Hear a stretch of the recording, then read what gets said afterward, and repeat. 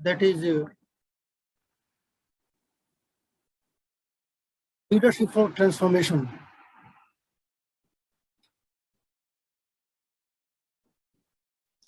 These days we are facing a great challenge as a manager, as an entrepreneur, as a promoter of business.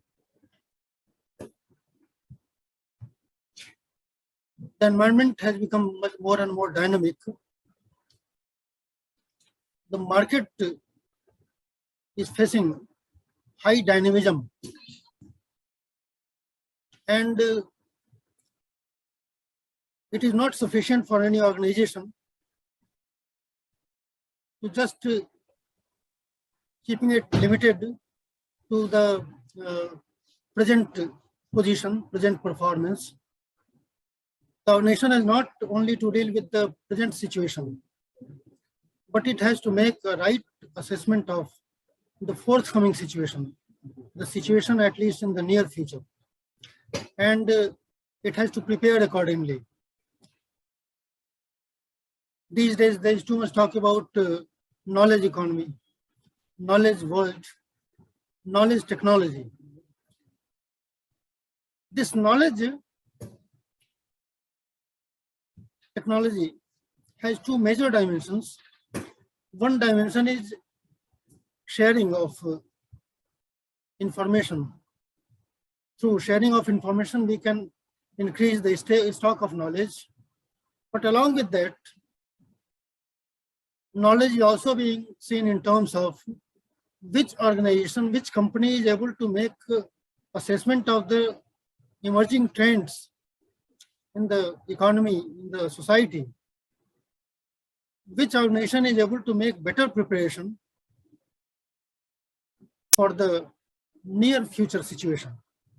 Those companies, those organizations, those nations which have been able to make better assessment, which have been able to make better understanding of the emerging trends in the society as well as the economy, they have been far more successful in handling the forthcoming challenges, not only the present challenges. Japan has been one example. Since 1990s, Japan has been quite prepared for understanding the emerging markets, emerging situations, emerging trends. And accordingly, it was able to manage the things in a better manner, and it was taken as a better success as compared to the American or Western system. But the world has moved much more forward. And these days, each and every organization has to undergo transformation. Just a transactional approach is not sufficient. Just maintaining the current system, just handling the current situation is not sufficient. You have to make assessment of the happenings in the near future, and accordingly you have to prepare. That preparation is taken in these days in terms of transformation. Any organization has to be ready for all types of changes in its system. Attachment with the existing system in any way at the cost of the near future situation, near future demands, that will not work. The organization has to be ready for any changes which are demanded by the situation in the near future. So that is the approach of transformation. The whole organization has to be put under the process of such speedy changes, such qualitative changes, such deliberate changes. And these qualitative, speedy, deliberate, large, and long impacting changes are taken in terms of transformation. And here the role of leader is very important. As we see in any country, in our country itself, the role of our Prime Minister is the most crucial role, is the most important one.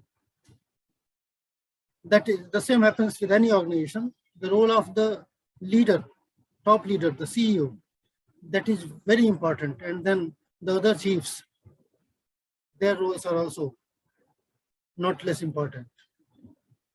Whether it be Chief Information Officer or Chief Financial Officer, CFO, or Chief Operating Officer also, their roles are, you can say, the role of chiefs in any organization. They are the top leaders in any organization, and their roles are very crucial for ensuring not only the survival, but also growth of the organization in the coming days. For that, let us come to the some screen sharing, through which we will be able to make a better understanding.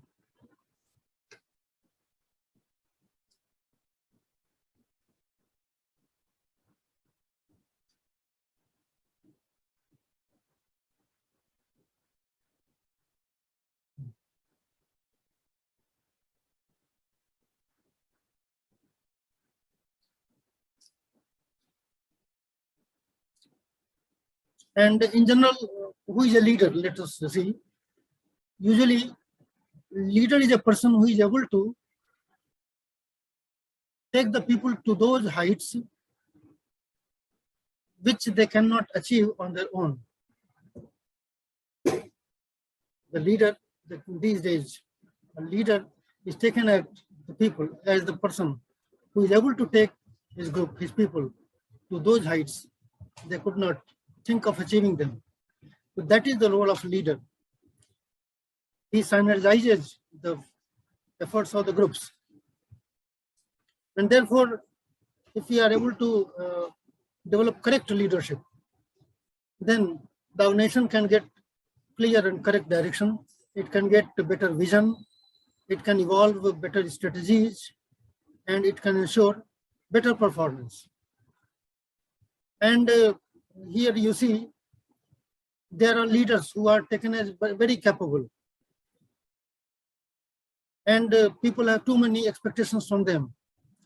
But sometimes even a wrong decision by a leader due to his overconfidence, that may put the whole organization, the whole country in problem. That we are seeing these days in negative terms in Ukraine and Russia, the war that is going on. The whole country, Ukraine, is in problem because of decisions by certain leaders from both sides.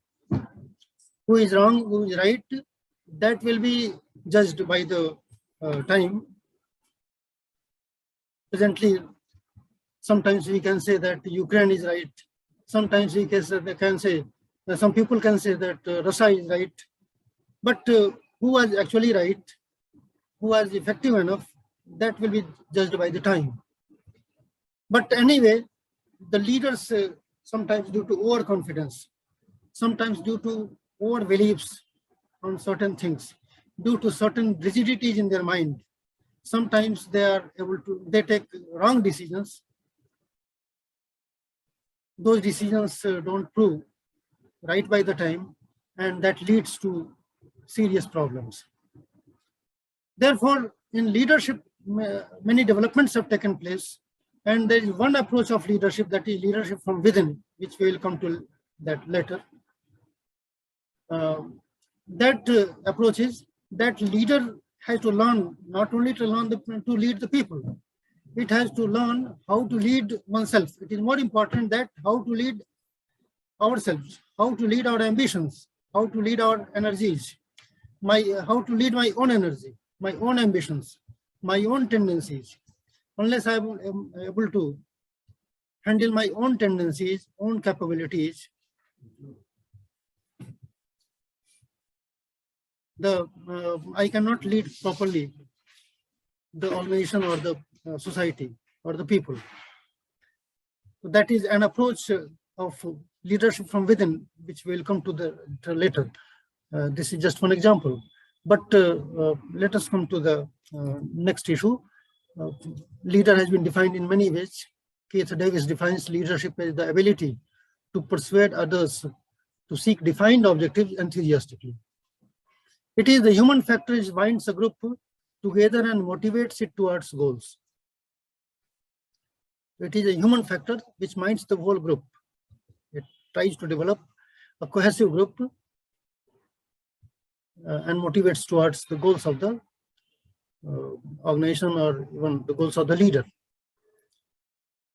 Secondly, leadership is a process by which an executive can direct, guide, and influence the behavior and work of others towards accomplishment of specific goals in a given situation. That is a situational assessment has to be given, but the situation, not only the current situation. Now in transformational approach, the emerging situation is also to be taken care of. And that is much more important. The present situation we will handle anyhow, but our presence in the market, in the economy, will be mainly decided by our assessment or understanding of the emerging situation. Then leadership is the ability of a manager to induce the subordinates to work with confidence and zeal. And then leadership is the potential to influence behavior of others. Then what is transformation? I have given some indications about its features.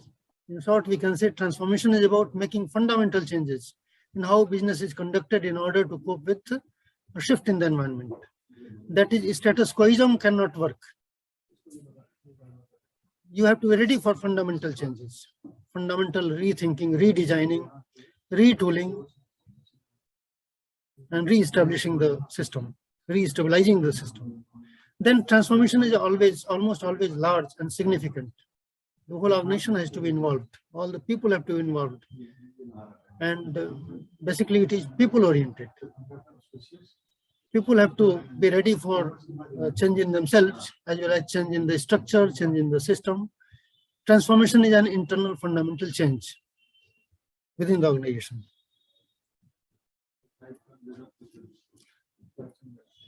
And the objectives of transformation may be to increase the revenue or market share. The objectives may be to improve customer satisfaction. And the objectives may also be to cut costs. Cost reduction. And in transformation process, the various elements of the organization, people, process, structure of the organization, and technology, the mechanical system, mechanistic part of the organization, that is also covered. And in short, we can see some leadership developments which had taken place earlier. And then we will come to the emerging trends and things. So here Likkert's 4 management leadership style, that is well known. There are 2 basic styles, authoritative style and democratic style. Authoritative, that is exploitative authoritative, and benevolent authoritative. शोषक निरंकुश और उदार निरंकुश. Consultative democratic, विमर्शात्मक लोकतांत्रिक और participative democratic. भागीतापूर्ण या सहभागी लोकतांत्रिक. So these are the categorizations of the leaders. For example, Hitler may be taken as exploitative authoritative, whereas Ashoka, after killing victory, he may be taken as benevolent authoritative, but Ashoka before culling victory, he may be taken as exploitative authoritative. So in this way, leaders can be categorized. And then leadership theories have been developed. The traditional theory that has been great man theory of leadership.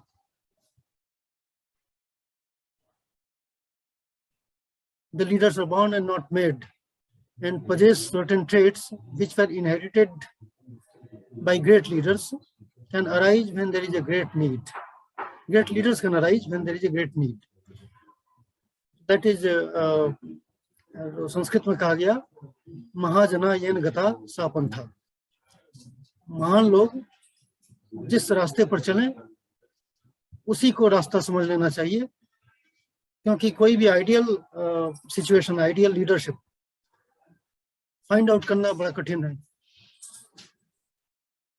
किसी भगवान किसी देवता को हम follow करने चले तो वो तो पता नहीं जमीनी हकीकत पर वो कहाँ तक सही बैठेगा।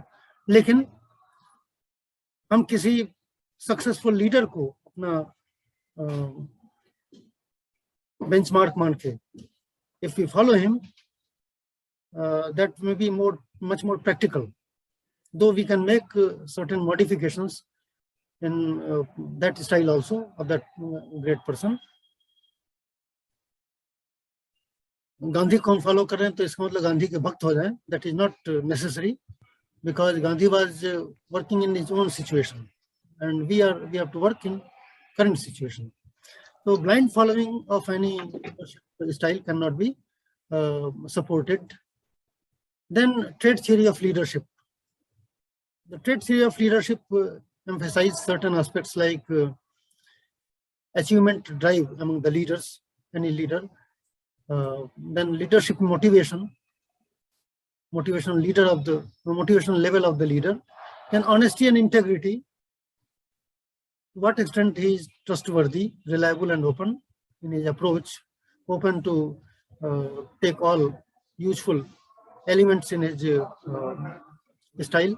And then self-confidence, belief in one's ideas and ability, cognitive ability, that is capable of exercising good judgment, strong analytical abilities, and conceptually skilled. Then knowledge of business, emotional maturity, that is well adjusted. He does not suffer from severe psychological disorders. And others like charisma, creativity, and flexibility. So these are the basic traits which has taken as the traits of leader. And those leaders who possess this trait, they have been taken as good leaders according to this theory, though this approach was later on criticized very much, and later developments have taken place. Let us take about something about charisma. What is charisma? Charisma is an English word that means conviction of the followers or belief of the followers in the unique abilities of a leader. So charisma is not just a magical effect. Charisma is not just unique abilities of a leader. Charisma is the conviction or confidence of the followers in the capabilities of a leader. That unique capability, that is, this person can deliver something different. This person is different from others. That charisma worked with Gandhi when he returned from South Africa to India. That charisma has worked with Modi. That charisma has worked with Arvind Kejriwal also. So such charisma works with every successful leader almost. Some charismatic element is there in the success of a leader, certainly. Then creativity and flexibility that support better success to the organization, to the leader. Then there was an approach of leadership continuum by Tenenbaum and Smith. That approach takes 7 styles of leadership in a continuum. The continuum is from autocratic style boss-centered leadership to free-rein, subordinate-centered leadership. The democratic style is in between. Style of leadership that ranges between autocratic and free-rein. In autocratic leadership, all the decisions are in the hands of the boss. And it is up to him whether he allows some powers to the subordinates or keeps all the powers with himself. It is at his mercy. But free-rein leadership is just the opposite. Here, all the decisions have to be taken, all the powers are in the hands of the followers. So this is also an extreme situation. The democratic styles vary in between. And the ranges of use of authority by a manager, absolute use, to area of freedom for subordinates that goes up to absolute freedom for the subordinates. And leadership styles usually range between these two extremes, which have been presented in this diagram. At one level, manager makes decisions and announces. At higher level, manager sells decisions. At first level, manager is fully autocratic. Manager makes all decisions and announces that this is my decision. You have to follow them. You have to implement them. There is no role in decision taking and implementation. There is no role of the followers. And at the next level, manager says decisions. Manager takes decisions and tries to influence the people, tries to sell his idea, his decision, that I have taken good decision, I have taken correct decision. If you follow this seriously, you will get good results. The nation will be in better situation. I fully believe. Therefore, you should seriously follow my decisions. The manager here also, the manager has taken the decision. There is no role of the participants or the followers, but the followers have just to be mesmerized, impressed by the leader, whose role is just as of a salesman, and they have to follow the manager. At the third level, the manager presents ideas and invites suggestions. Here also the leader, the manager has to take decision, but there is some scope for the followers to put their suggestions, put their ideas. Manager presents the ideas, I am thinking so and so, and if you have any suggestion, any issue, you can put before me, but the decision will be taken by me, and you will have to follow them. Then at the middle level, the manager presents tentative decision, subject to change. हमने decision लिया है, इसको आप लोग देख लीजिए, और कुछ इसमें adjustment आप चाहेंगे तो that can be accommodated. I will think about that, but you have to consider my tentative decision, and with some modifications, few modifications, they will be taken as the final one. At the next level, beyond the middle path, manager presents problems, gets suggestions, and makes decisions. Manager presents the scenario. You see, these are the problems before the organization. These are the challenges. These are the threats the organization is facing. And here, what we should do in the challenge. If you were manager, what would you do? What decisions will you take? You tell me.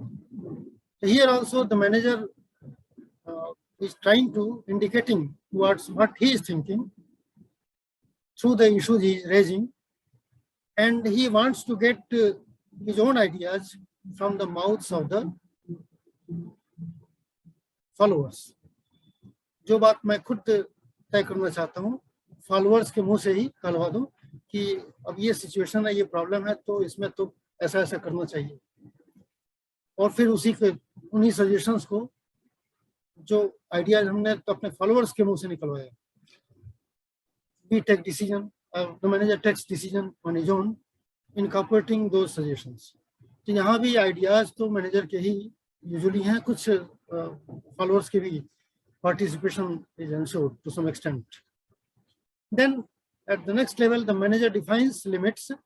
These are the limits within which you have to take decision. These are the technological limits. These are the limits of the rules and regulations. These are the limits of the finances and of the resources. And within these limits, these are the limits of the time. Within these decision limits, the group has to make decision. You will make decision. That is here. Wider scope is provided to the followers to take decision. Then at the Highest level, the manager permits subordinates to function within limits defined by superior. Superior ने जो broad limits बता दिया, उसके भीतर आप decision लीजिए और उसको implement कीजिए. That is the approach. And the extreme position is that even the subordinates will, even the limits will be decided by the subordinates. Then there will be almost no role of the boss in that case. So that is the leadership continuum. And then these approaches up to leadership continuum, right from the great man theory of leadership, trade theory, these have been taken as unidimensional approaches. Then two-dimensional theories emerged, basically in terms of managerial grid model by R.R. Blake and J.S. Moulton. And this two-dimensional leadership theory, managerial grid, is oriented towards two dimensions of, one is concern for people or relationship orientation or people orientation, and the second dimension is concern for production, that is task orientation or production orientation. The concern for production is taken as more tendency towards autocracy, getting performance done from the people, performance orientation. And concern for people is taken as, that symbolizes democracy, democratic orientation. And the managerial grid theory puts emphasis on this aspect that a leader should maintain balance between democratic and autocratic styles, balance between concern for people and concern for production. And the ideal situation will be team management level, the fourth quadrant, 9.9 level in the grid, managerial grid. But that is the ideal situation. And in real life, the leader may be in first quadrant, or he may be in the second quadrant, that is task management.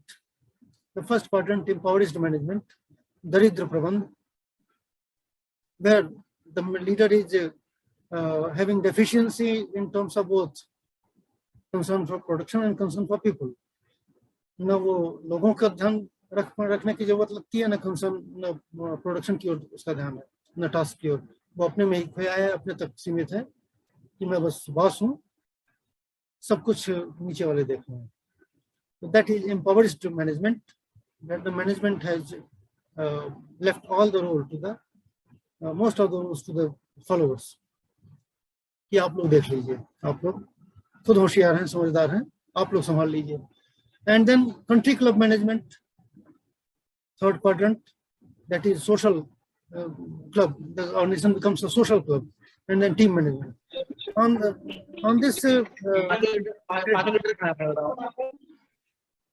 leadership training programs used to be organized since 1960s as how to improve the leadership style of any leader in the companies.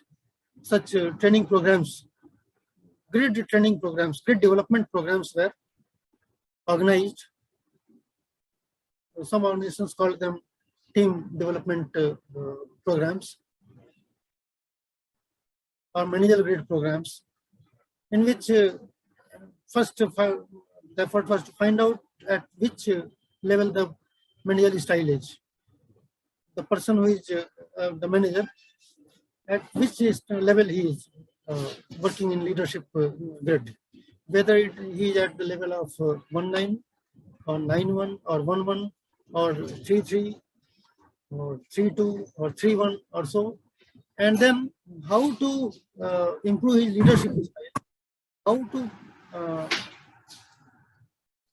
यहाँ पर जो impoverished को spelling गलत है, impoverished हो गया है, impoverished. That should be. Then, so how to improve this leadership from impoverished level to 9-9 level, that is the ideal level, from lower levels to ideal level. Even if a manager is at the middle level, 5-5, his style can be improved up to 9-9 level. So that was the two-dimensional approach. But this two-dimensional approach was later on criticized on certain grounds, certain solid grounds. One is that if the organization is mature enough, if the people in the organization are mature enough to take care of everything, and the leader at the top is a novice or a new person or not so much experienced person, if the followers can take care of everything, what is the need for the leader to intervene? Why should that style be changed if the organization is going well? अगर organisation की position ये है कि leader नया है, immature है, and followers are seasoned people and followers are running well, the organization is working in a good manner, then what is the need to for the leader to intervene?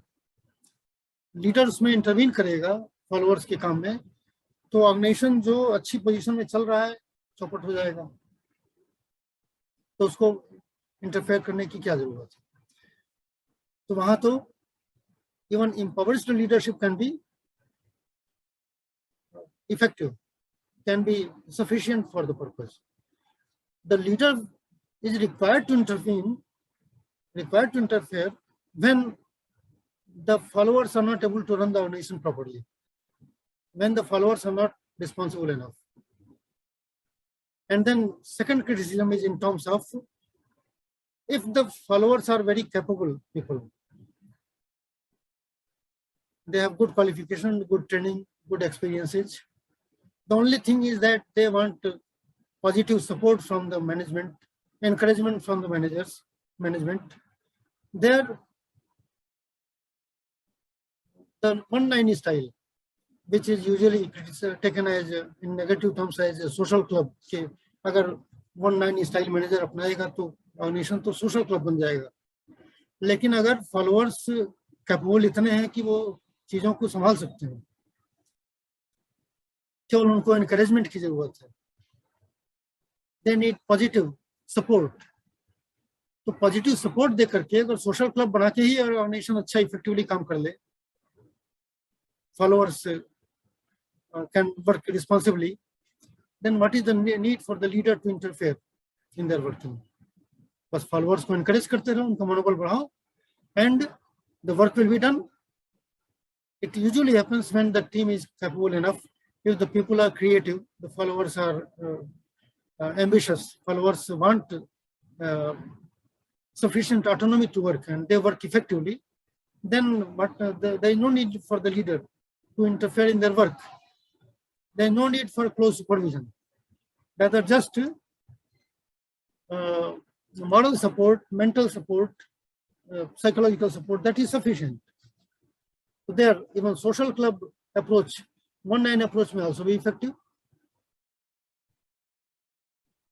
And another situation you see, if the followers are not responsible enough, if there is hostile situation, if they are not cooperative, then to get performance done, the 1-9 style, social club style or impoverished style or team management may not work. Their autocratic style may work in a better manner, because the situation is hostile. The followers are not cooperative. The followers are totally perverted in their approach. They are not cooperative. But then you have to adopt task-oriented leadership, task management. So even 9-1 leadership style may be better when the followers are not mature enough or followers are not cooperative enough. The effectiveness is another aspect, the effectiveness dimension, which was included in the third dimension, three-dimensional situation, the leadership theory, which has been taken as situational leadership theory or effectiveness approach of leadership, or the life cycle leadership theory. So such approaches emerged, which tried to define the situation in many ways. different theories define the situation in different ways, and different elements are included in the situation. Some experts like Hersey and Blanchard, they include basically three elements in a situation. They define the situation in three ways. One is maturity levels of subordinates, whether the subordinates are highly mature or they are having very low maturity, or they are moderately mature. Up here, one thing is interesting that is shown in life cycle leadership theory. कि अगर subordinates highly mature या highly immature, तो वहां पर autocratic approach will work better. But if the maturity level is moderate, then democratic style may work better. Why? जहां पर subordinates are highly immature, तो वहां तो बात समझ में आती है कि autocratic approach will work because they are not mature enough, the subordinates. तो mature नहीं, तो जैसे बच्चों को डांटना पड़ता है, mature नहीं होते हैं, उनको एक एक बात समझानी पड़ती है, dictate करना पड़ता है, कहना पड़ता है कि तुम जैसा कहा जा रहा है वैसा करो. The same works with the immature employees. लेकिन जो the employees who are highly mature, who are seasoned, those employees who have seen so many bosses, different types of leadership styles, they have accommodated, they have adjusted with. Those mature or seasoned subordinates also don't have too much expectations from the leader.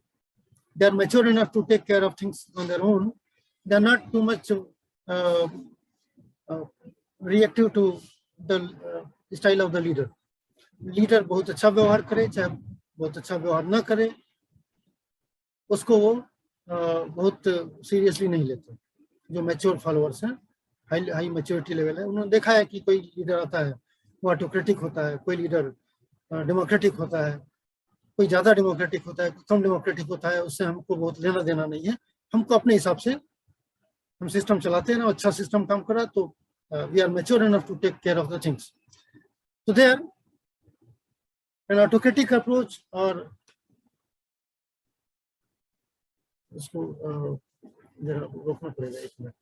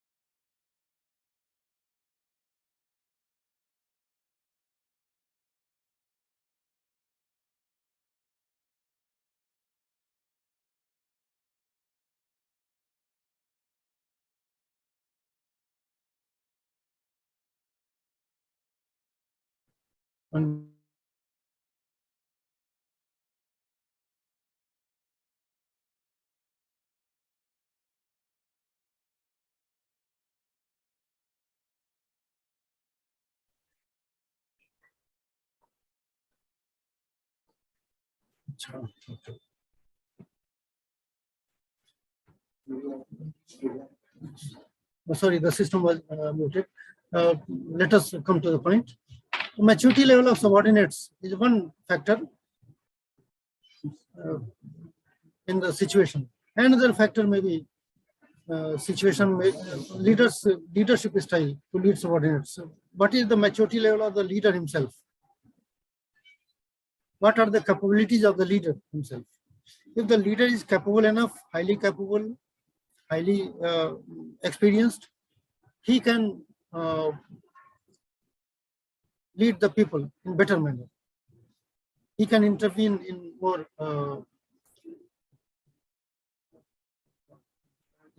understandable manner. And if the leader's capabilities are low, if the leader is not so mature enough, is rather new as compared to the subordinates, then it would be better that he can leave most of the things up to the level of the subordinates. कि subordinates खुद चीजों को अच्छा संभाल रहे हैं और leader अगर उतना मैच्योर नहीं है, अगर वो इंटरवीन करेगा, then the things may get worse. And then the third element is various situations in the workplace.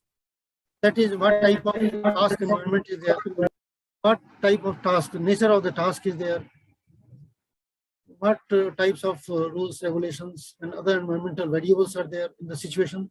So see, various situations in the workplace, they also affect in different manner.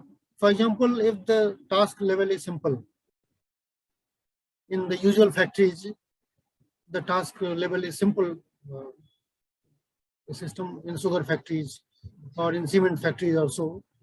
So their autocratic style may be better. But in a software company or in a high technology organization where the followers are very capable people, highly trained and highly technical people, there the autocratic style may not be appropriate. So in this way, the situation also defines in different ways which leadership style should be adopted. This three-dimensional leadership style that has been explained by different experts in different ways, by William J. Redden, or possible theory by Robert J. House also. But all these leadership approaches, right from the unidimensional approach to the three-dimensional approach, all these leadership styles are taken as transformational, as transactional leadership styles. They are oriented towards maintaining the current system, how to maintain or improve the current level of performance. But they don't go beyond the current level, the current situation. But then the transformational leadership theories have emerged. The transformational leadership is oriented towards not only handling the present situation, but also preparing the organization for the near future situation, preparing the organization for the future. And the transformational leadership approach that is also a combination of at least 4 leadership styles: visionary leadership, charismatic leadership, strategic leadership, and nurturant leadership.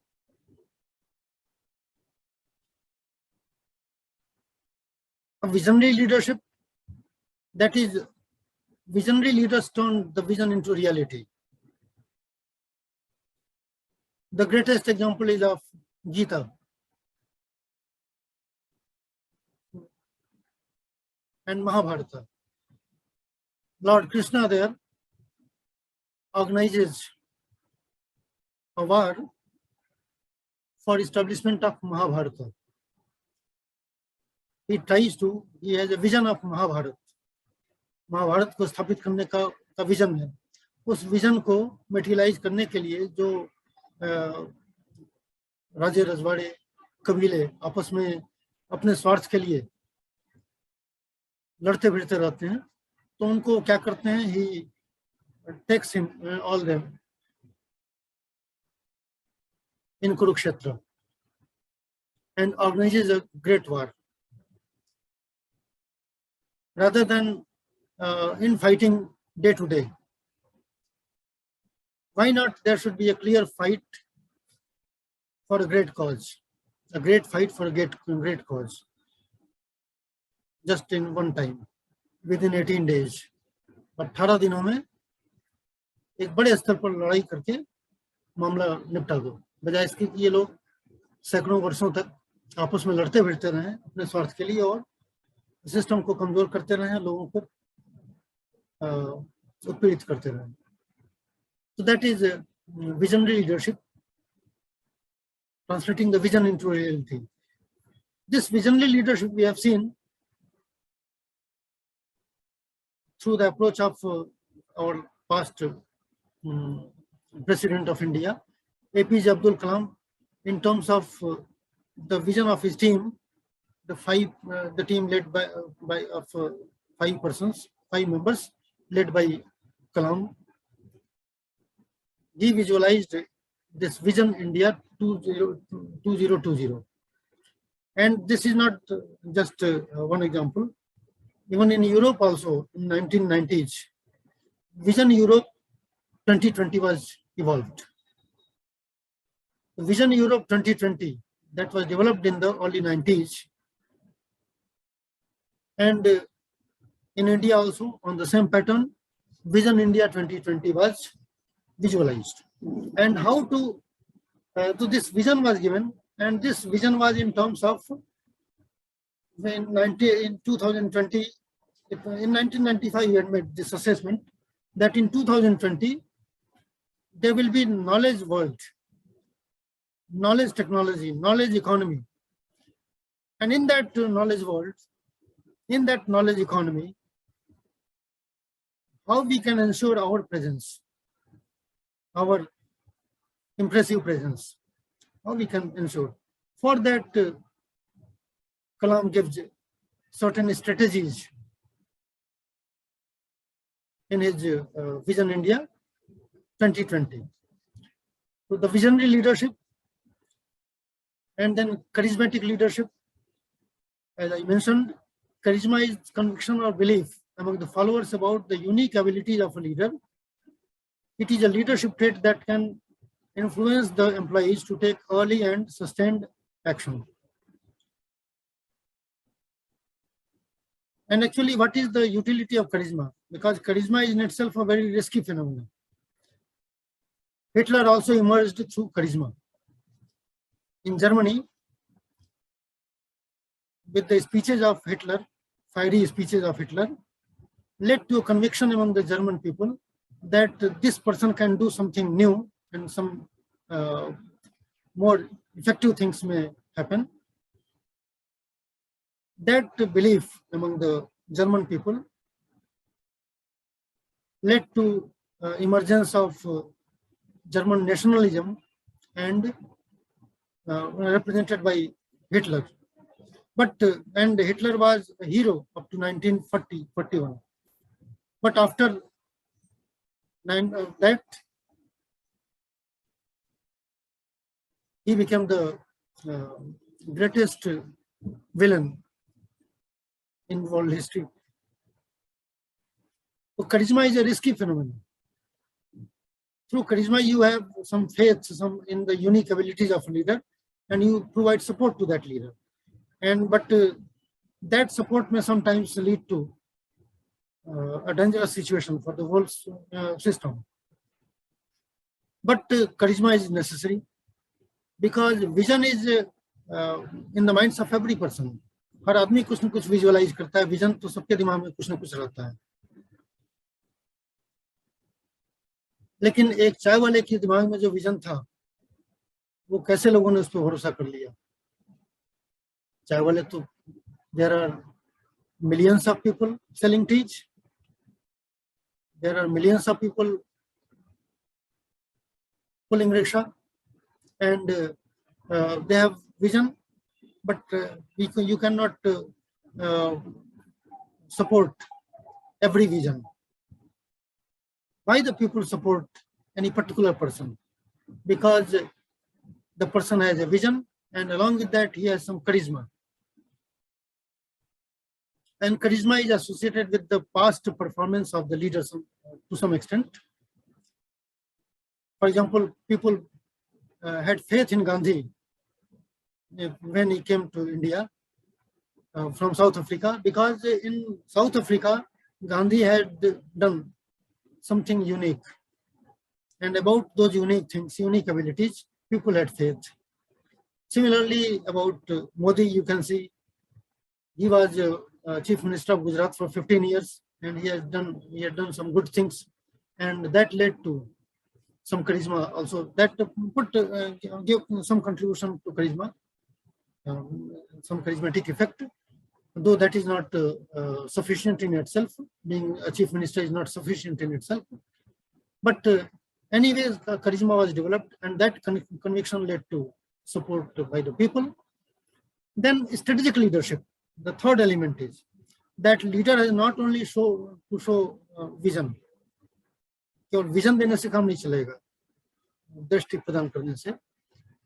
और charisma is also not sufficient. Charisma just can take a leader to a position. Charisma power दिला सकता है, but the later things have to be taken care of by the leader through strategies. The leader has to provide good strategies about how to visualize that vision.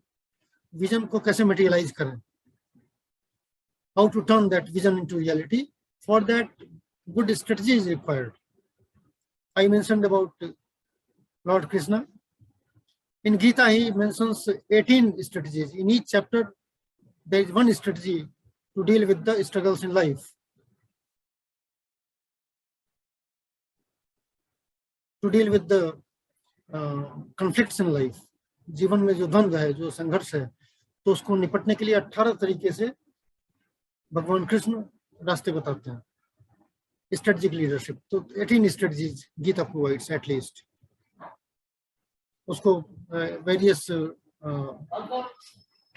types of yoga have been defined there, but those yoga are the ways of life, methods of life, methods of living.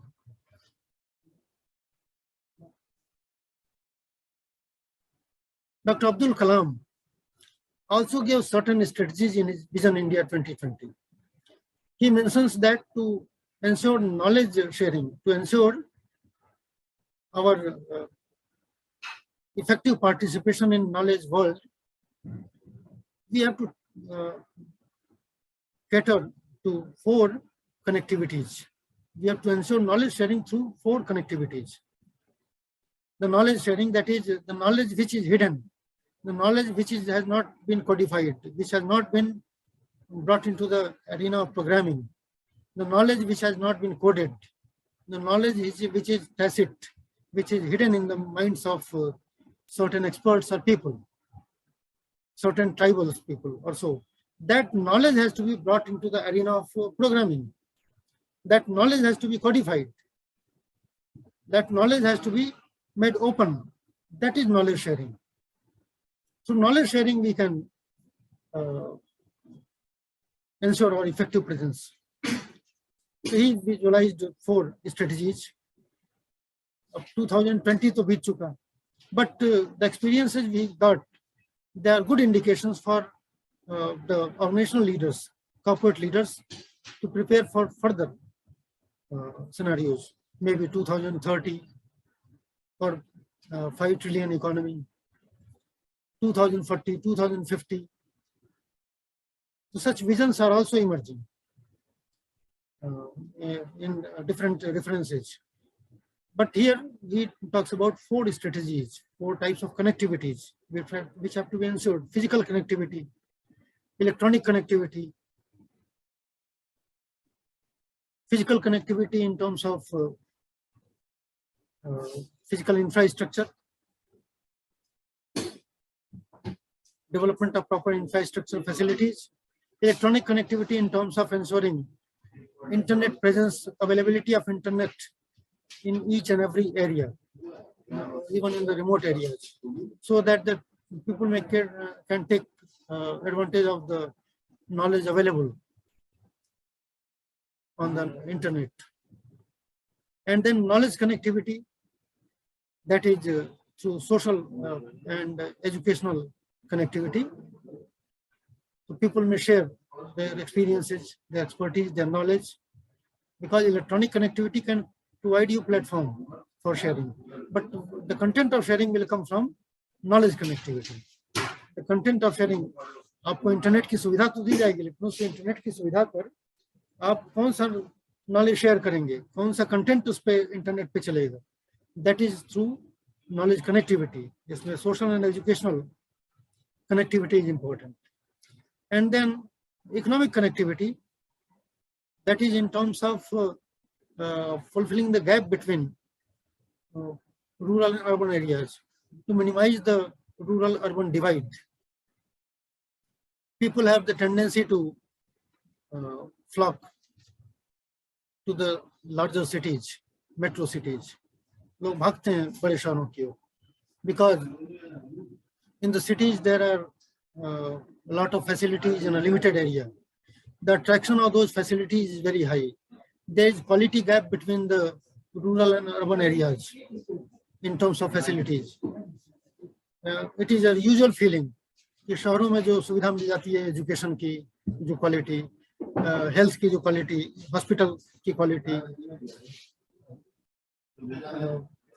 Roads की connectivity जो शहरों में मिलती है गांव में नहीं मिल पाती है, इलेक्ट्रिसिटी की जो सुविधा है, इस तरह की तमाम सुविधाएं जो शहरों में अच्छी मिल जाती हैं गांव में नहीं मिल पाती हैं, टाइमली नहीं मिल पाती हैं. Because of that people run from the village areas to the cities, and that leads to overcrowding in the cities, congestion in the cities, and there are so many problems of in terms of pollution and congestion in the cities, large cities. तो बड़े शहरों की हालत खराब है, क्योंकि बड़े शहरों में सुविधाएं बहुत ज्यादा हैं, तो लोग दिल्ली मुंबई की तरफ भागते हैं, बेंगलोर, हैदराबाद. इससे जो बड़े शहर हैं, they are in problem. Then we have to why not provide those facilities in the rural areas? But it is not so easy to provide the same facilities, the same quality of facilities in rural areas, and that too in highly populated country of this India. But one thing can be done. If there is demand for more and more cities, why not develop more cities? Why not provide more cities? शहरों की demand ज्यादा है तो शहरों की supply बढ़ा दो, शहर ज्यादा डेवलप करो. जो small cities convert them into large cities, जो टाउन्स हैं और market areas convert them into cities, and provide facilities. At least the good quality facilities can be ensured in the smaller cities. Metro cities or larger cities में जो सुविधाएं हैं, they can be provided in the smaller cities through proper technological interventions. That can be made possible. और अगर rural areas में, अगर villages में हम सुविधाएं प्रदान कर सके तो और अच्छी बात है. But at least if we can increase the number of smaller cities and the supply of smaller cities, and if we can ensure the same quality in the smaller cities which are available in the larger cities, and too much effort has been done in this direction by the governments, then economic connectivity can be ensured to a certain extent. That was the vision of PURA, P-U-R-A, provision of urban amenities in rural areas. That was given, and now that provision is in terms of has been adopted under Shyama Prasad Mukherjee scheme, Rural Urban Mission, by the current government. That was adopted as Rural Urban Mission. That the Pura concept has been modified in this way. The efforts have been done in that direction. Then another element is nurturant leadership. Just vision, charisma, and strategy are not sufficient. The leader has also to be careful about one aspect, that is the leader is not a god. The leader cannot guarantee that today is available and tomorrow also he will be available. Therefore, he should nurture the future leaders. He should prepare the secondary and tertiary level of leadership also. He should prepare the people, his followers, to take up leadership position whenever required. So that is nurturant leadership by one expert from Bihar, J.B.P. Sinha. He gave this concept and has been concept has been widely accepted worldwide. Nurturant leadership. That leader has to nurture the followers as leaders, so that his vision, his strategies can be continued even if he is not available. Even if he goes somewhere else, the continuity can be maintained. For that, he should be ready for that job also.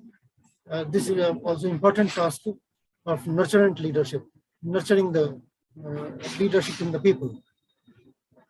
So these are the 4 main elements of transformational leadership in transformational leadership theory, and the transformational leadership approach that has a model that includes 4 aspects. Inspirational, and these are the 4 elements of transformational leadership: inspirational motivation, intellectual stimulation, individualized consideration, and idealized influence. And here the inspirational motivation is in terms of vision, that is associated with vision, showing some large picture. 5 trillion billion economy में हमको प्रवेश करना है, तो inspirational vision एक inspiration देना कि हमको कुछ नया हासिल करना है, तो that is visionary approach, that is associated with visionary approach. Then idealized influence, that is can be taken as in terms of charismatic approach. Charisma is to some extent associated with the idealized influence. Then intellectual stimulation, that generates the strategies, that is associated with evolving strategies by the leader in terms of intellectual stimulation, applying the mind towards how to materialize the vision, how to convert the vision into reality. And then nurturant leadership is associated with individualized consideration. At the individual level, providing support to the followers so that they can learn the things, the proper leadership elements they can evolve among themselves. That is the model of transformational leadership. Then what is the difference between transactional and transformational leadership? The transactional leadership, which was right from unidimensional to 3-dimensional leadership, and the transformational leadership which goes beyond the transactional level. तो transactional leadership तो है कि तुम मुझे खून दो, मैं तुम्हें आजादी दूंगा. That is transactional approach. Give and take. तुम हमारे लिए काम करो, हम तुम्हारे लिए कुछ करेंगे. That is transactional approach. But transformational approach goes beyond that. Transformational leadership that goes beyond that. अब तुम मुझे खून दो, मैं तुम्हें आजादी दूंगा, एक समय की बात थी. उस समय that exhortation was done. उसमें ट्रांसफॉर्मेशनल लीडरशिप की बात क्लियर टर्म्स में नहीं आई थी, लेकिन आज लॉर्ड कृष्णा के संदर्भ में देखें तो महाभारत का जो वो आह्वान करते हैं, exhortation for Mahabharata, so there he applies the transformational approach. And what is the difference between the two? Leadership in transactional approach is responsive, response to the situation, but transformational leadership is proactive. The transactional leadership works within the organizational culture. It adjusts itself according to the organizational culture, but transformational leadership is ready to change the organizational culture also, work to change the organizational culture by implementing new ideas. वहाँ पर organizational culture का भी हमको मोह नहीं करना है. We are not to have so much attachment. Then transactional leaders make employees achieve organizational objectives through rewards and punishment. They utilize rewards and punishment for getting performance from the followers. But transformational leaders motivate and empower employees to achieve company's objectives by appealing to higher ideals and moral values. That is, appealing to the higher ideals and moral values. And through those appeals, ये छोटी-छोटी बातों के लिए क्यों परेशान हो? थोड़ा सा फायदा पाने के लिए रिवार्ड्स और पनिशमेंट, उसकी क्यों चिंता करते हो? बड़ी बातें सोचो. ऑर्गेनाइजेशन के लिए काम करना, ऑर्गेनाइजेशन को ट्रांसफॉर्म करना है. The organization has to achieve newer heights, and when the organization will be reshaped, it will reach to the newer heights. You will get to better benefits. आप बड़े काम के लिए बने, इन छोटी छोटी चीजों में आपस के छोटे छोटे झगड़े में फंसने की क्या जरूरत है, आप बड़े चीजों के लिए काम करो. You the leader appeals the people to higher ideals. कि क्या छोटी छोटी बातों में तुम फंसे हुए हो, कुछ बड़ा सोचो, और नेशन को किस ऊंचाई पर ले जाना है उसके बारे में सोचो. You have some moral values, values की ओर ध्यान दो. That is the approach of transformational leadership. Then motivates, here transactional approach, the motivator motivates, the leader motivates followers by appealing to their own self-interest.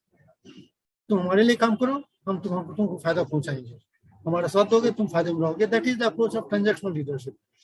And in transformational leadership, the transformational leader motivates followers by encouraging them to go beyond, to transcend their own interests for those of the group or unit. That is, here exhortation is for merging the individual interests into the higher goals or interests of the organization.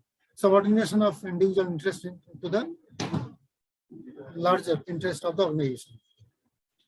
So that is the difference between transactional and transformational leadership.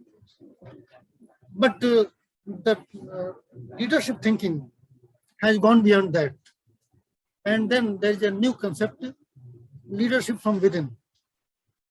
And that leadership from within, that is the approach given by Peter Bender. In his book, the book is in the same, by the same name, Leadership from Within. But that book is basically for corporate leaders. That is an exercise book for corporate leaders. How to improve or inculcate proper leadership feature traits in the corporate leaders, and how to enable the leaders, corporate leaders, to lead themselves. और nation को तो lead करना एक बात है, और through certain manipulations, every leader leads the nation or the society. But leading oneself, much more important. Preparing yourself for the emerging situations, preparing yourself to understand the things properly, to understand the market, to understand the economy, to understand the society properly. That is more important for a leader. So leader has to be oriented towards within his own performance also. So the leadership styles which have been mentioned earlier, up to the transformational approach, those styles are leadership from without, or imposed leadership. That is, here the leader imposes himself on the organization. But leader has to lead himself, has to direct himself. That is the crux of this leadership from within approach. And the motto of leadership from within is, your past was perfect to get you where you are today. जो आपने तैयारी की पहले, वही आपको आज जहां पहुंचा रहा है, उसके लिए परफेक्ट ग्राउंड उससे मिला था आपको. And the greatest discovery of this generation is, human beings can alter their lives by altering their attitudes. Attitude building, building right attitude about the job, about the organization, about the society, that is very important. And by evolving attitudes, we can alter their lives. Attitude is a great phenomenon, a great psychological component. Attitude ऐसी चीज है कि हम attitude को बदले बिना हजारों साल तक अपनी हैबिट्स, अपनी टेंडेंसीज को नहीं बदल पाते, अपनी साइकोलॉजी को हम नहीं चेंज कर पाते. But by managing attitudes, we can change our life within seconds, within 1 or 2 days. Attitude का खेल है कि हम जो कहा जाता है कुत्ते की दुम कभी सीधी नहीं होती. जो आदतें हम सीख लेते हैं, जो टेंडेंसीज हम पाल लेते हैं, वो हम बदल नहीं पाते. We change ourselves physically, economically, अपना status हम बदल लेते हैं, lower class से upper class में चले जाते हैं, educated हो जाते हैं uneducated से, but our attitudes don't change. Habits seldom die. कुत्ते की तुम सीधी नहीं होती, इसको इंग्लिश में कहते हैं habits seldom die. आदतें नहीं बदलती हैं जल्दी. But by focusing on attitudinal change, we can change our habits too, our psychology too. So the attitude has to be taken care of, attitudinal management.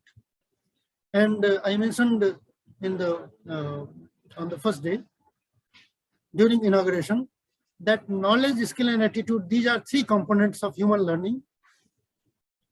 And knowledge was emphasized too much earlier. It was encouraged, people were encouraged to become more and more knowledgeable. You can increase your knowledge formally through obtaining more and more degrees. But we see, even after getting more and more degrees, sometimes your real capabilities don't improve. आप किताबी कीड़ा बन के रह जाते हैं, bookworm. But then the focus transferred to skill development, skill formation, skill की orientation बढ़ाओ. ढेर सारे डिग्री लेने की बजाय, ढेर सारे सब्जेक्ट से एमए करने की बजाय, why not follow a certain line, specialized line. एक लाइन पकड़ो, स्पेशलाइजेशन, स्किल की ओरिएंटेशन, स्किल को बढ़ाओ, प्रोफेशनल स्किल, बिजनेस स्किल और literary skill, scientific skill, so many skills are there. The skill orientation was encouraged in the Western management. The skill orientation was the point of emphasis. But later on, in the 1960s, a feeling emerged with the success of Japanese management that attitude building is much more important. Attitudinal component is much more important.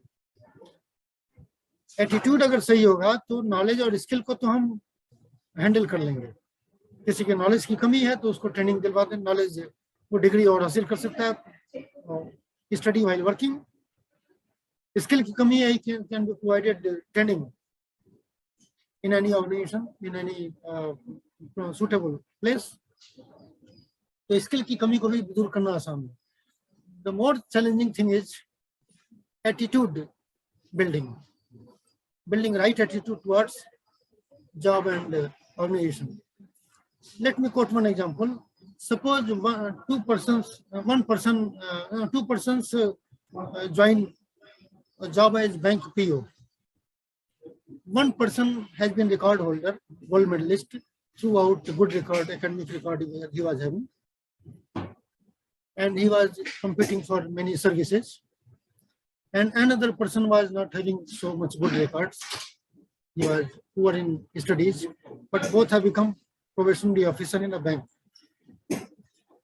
The person who is weak in his studies and who has somehow reached to this position of PO, he feels that I was nothing, I was very poor in performance, but somehow I have become PO. And I should focus on this work. मुझे तो लगता है कि bank ही मेरे लिए बना था, या मैं बैंक के लिए बना था, और अपने कमजोर बैकग्राउंड के बावजूद मैं बैंक में जॉब करने में सफल हुआ हूँ, मैनेजर पोजीशन में. तो ये बैंक, मैं तो बैंक के लिए ही बना हूँ. And the other person who is very capable, he feels that I could have got better position somewhere else. I could have become IAS officer.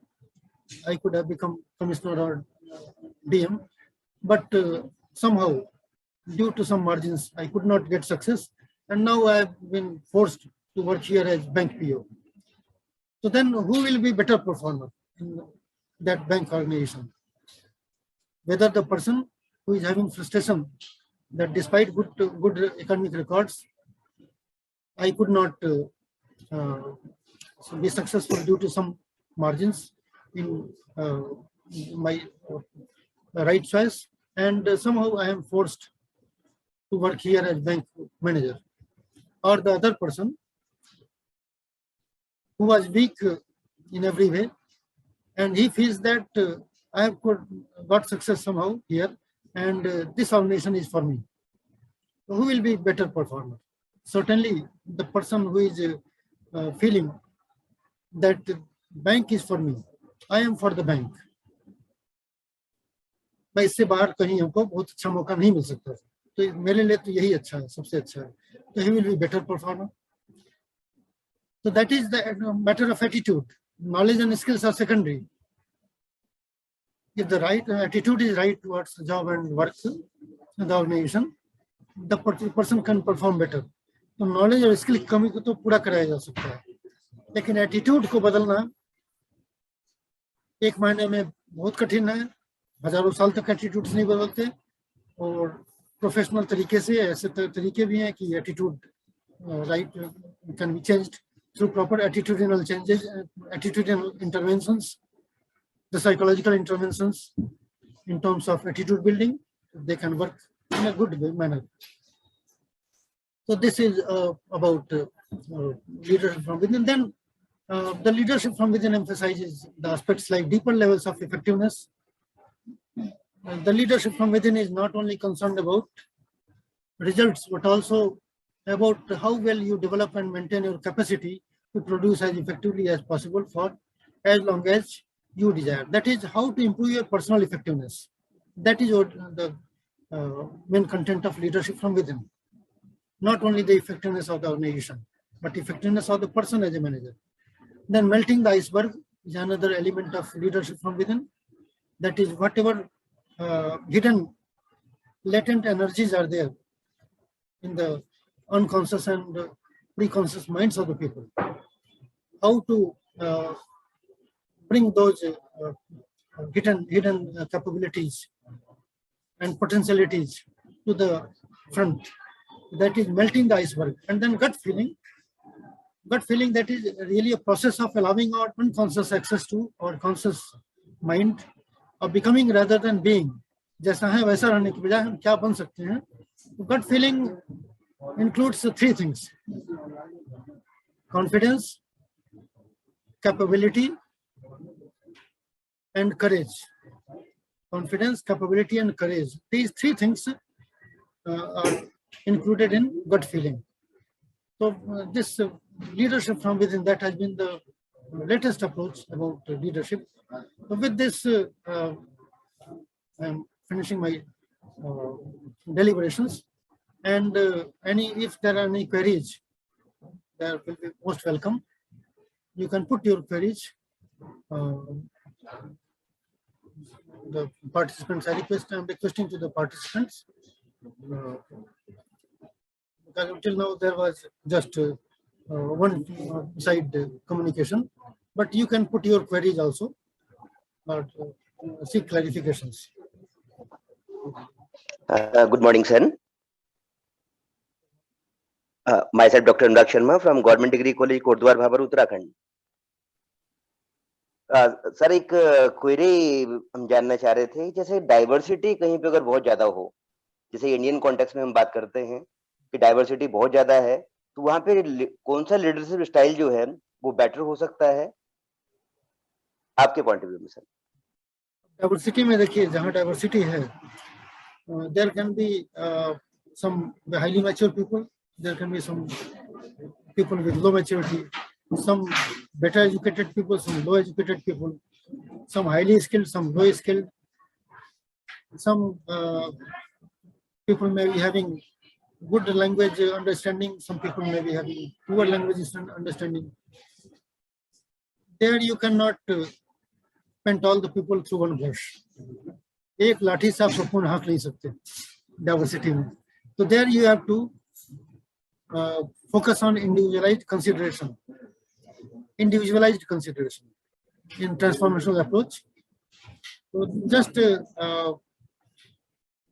using the same stick for all, that will not work.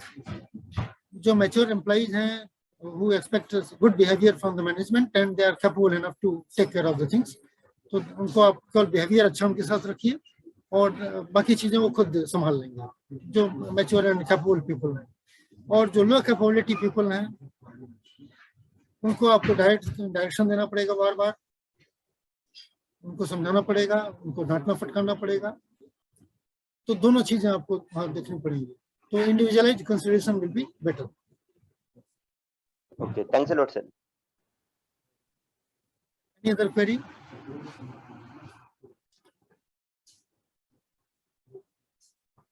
Okay, Sharma ji, you had good question. And,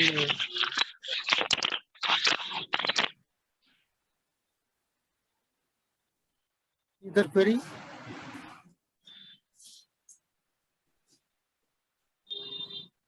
Okay, I think we shall sum up, and if I get some further opportunity there also, you can raise your queries or issues further. So I'm thankful to all of you for your patient hearing, support. Okay. Thank you, sir. Thank you, sir, for your knowledgeful session. Myself, Dr. Deepak Srivastava, Professor and Director, KFM College of Management, Gorakhpur. It was very interesting and knowledgeful session. Certainly, this session contribute to enhance the skills and knowledge of our participants. Today's session topic was leadership or transformation, which cover leadership transformation, leadership theories, creativity and conformity grid, and leadership sessions from the Japanese miracle. That was very informative and will be beneficial for our recommendation.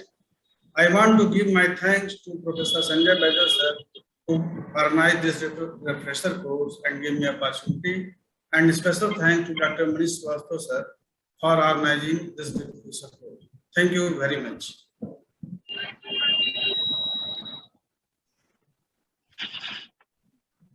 I, on behalf of